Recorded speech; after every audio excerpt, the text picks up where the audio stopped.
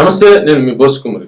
YCP party ఎదురు దాడి కల్తీ నెయ్యికి సంబంధించి జరుగుతూనే ఉంది, ఇంకా జరుగుతూనే ఉంటుంది. ఇప్పటికీ కూడా నిన్న అసెంబ్లీలో ఈ చర్చ జరిగిన తర్వాత వైసీపీ పార్టీ ఇంకా దాడిని ఉధృతం చేసినటువంటి పరిస్థితులు అయితే క్లియర్ గా తెలుస్తున్నాయి. దీన్ని ఒకటి అంటారు, ఇతండవాద రాజకీయం అని అంటారు. మరి ఫస్ట్ నుంచి కూడా వైసీపీ పార్టీ దాన్నే నమ్ముకుంది. ఎంత నష్టం జరిగినా కూడా మళ్ళీ దాన్నే వెంటబట్టుకొని తీసుకెళ్తున్నటువంటి పరిస్థితులు ఉన్నాయి. ఇప్పుడు ఇలా ఎందుకు చేస్తున్నారు అనేటువంటి చూస్తే సింపుల్ అండ్ సింపుల్, ఇది అక్షమాషి వ్యవహారం కాదు.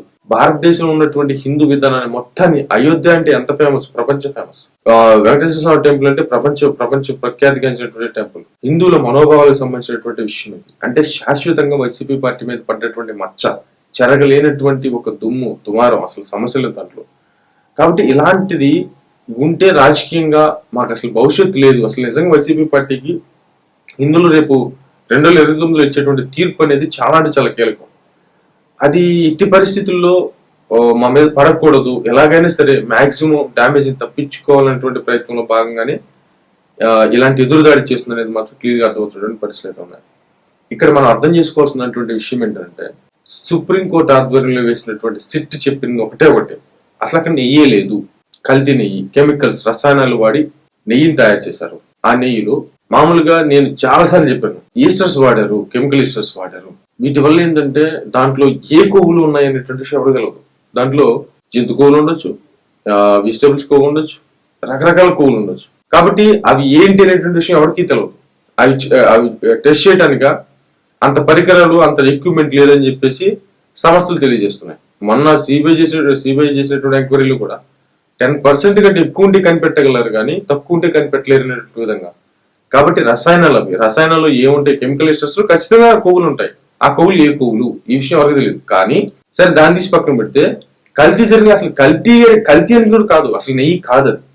అంటే అసలు ఏమి పాలు యూజ్ చేయకుండా తయారు చేసిన ఒక నెయ్యిని లడ్డులో 5 సంవత్సరాల పాటు కలిపారు. చిన్న చిత్త విషయం కాదు ఇది.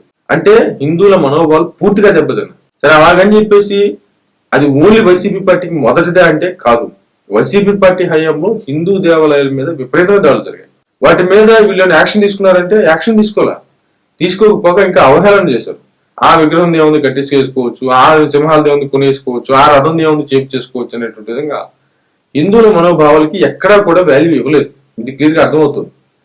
ఈ రెండు ఉన్నాయి కాబట్టి అసలు రాజకీయంగా టోటల్ మన ప్రశ్నార్థం అయిపోయింది మన పరిస్థితి. కాబట్టి ఏదో ఒక రకంగా ఎదురుదాడి చేసుకోవడమే, చేసేది ఏం లేదు అనేటువంటి విధంగా ఉన్నటువంటి ఏకైక మార్గం దాన్నే అనేటువంటి విధంగా భావించి ఈ విధంగా ముందుకు వెళ్తున్నారా అనేటువంటి విధానం తెలుస్తుంది. అంటే మీకు ఎదురుదాడి ఎలా ఉంది అనేది సింపుల్ గా చెప్తే ఏంటంటే, సిబిఐ న్యాయంలో నెయ్యి కల్తీకి పునాదులు పడ్డాయని చెప్పేసి ఇప్పుడు గోమల అనేటువంటి ఆయన చెప్తున్నాడు. అంటే టీటీడీ మాజీ చైర్మన్ కరుణాకర్ రెడ్డి ఆరోపించారు. అసెంబ్లీలో చంద్రబాబు పచ్చి అబద్ధాలు ఆడారు. బోలేబాబా ఇందాపూర్ డైరీలను సిబిఐ ప్రభుత్వమే తీసుకొచ్చింది.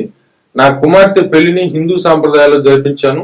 దానికి మీ వెంకుడు బాలకృష్ణ తమ్ముడు రామ్మూర్తి వచ్చారు. 7 కొండలు జీవో ఇచ్చింది వైఎస్ఆర్. దాన్ని రద్దు చేస్తానని చెప్పేసి ఎన్నికల్లో చెప్పింది మీరే అని చెప్పేసి ధ్వజమెత్తినటువంటి పరిస్థితులు ఉన్నాయి. అసలు 7 కొండలు ఇవ్వాల్సినటువంటి అవసరం ఏముంది? సింపుల్ అండ్ సింపుల్ లాజిక్ అనమాట. ప్లస్ ఇంకోటి ఏంటంటే, ఈయన మొన్న మందు బాటిల్ తీసుకెళ్లి ఏదో సిరి విగ్రహం అంటే అసంపూర్తిగా వదిలేసినటువంటి విగ్రహం చుట్టూ మందు బాటిల్స్ పెట్టించేసి దానికి ఢిల్లీ పూజలు చేసినటువంటి వ్యక్తి కదా ఇతను మొన్నటిదాకా. బట్ ఈయన వచ్చి ఇప్పుడు మాట్లాడతారు ఇలాగే ఎదురుగారు అనమాట. ఇప్పుడు కల్తీ జరిగింది, మామూలుగా సుప్రీంకోర్టు ఆధ్వర్యంలో జరిగిన సిట్ చెప్పింది కూడా కల్తీ నెయ్యిరా బాబు అని చెప్పేసి చెప్పినా కూడా అది కల్తీ నెయ్యి చెప్పినా కాదు అది చేసింది చంద్రబాబు నాయుడు గారే. ఇట్లా కాదు, దీన్ని పలానా డైరీలు లాగా కెమికల్స్ కలిపేసేసారా, కాదు ఈ కలిపేది చేసేవనే మొత్తం కూటమి ప్రభుత్వం అది చేసేది. ఇట్లా దాడి చేసినటువంటి పరిస్థితులు అయితే ఉన్నాయి. ఇది కరెక్టా? సరే, మరి మీరేమంటారు?